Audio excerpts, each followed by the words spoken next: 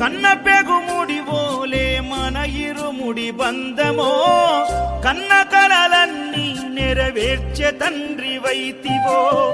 రెప్పచాటు కన్నీళ్ళే కష్టాలను మోసెరో తప్పులెన్ని ఉన్నాయో మన్నించి చేరదీయరో ఓర్వలేదు కలికాలం నాయి పయనం ఆపలేదు పలికిన నోరారా శరణం కాళ్ళు కాలిపోయినా సీమునెత్తురొచ్చినా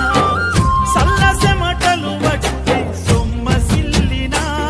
కనిపిస్తే చాలు అంటూ ఆ కలిని మరిచిపోతూ అయ్యప్ప నిన్ను చూడంతే కడుపు నిండదు ఎంత దూరం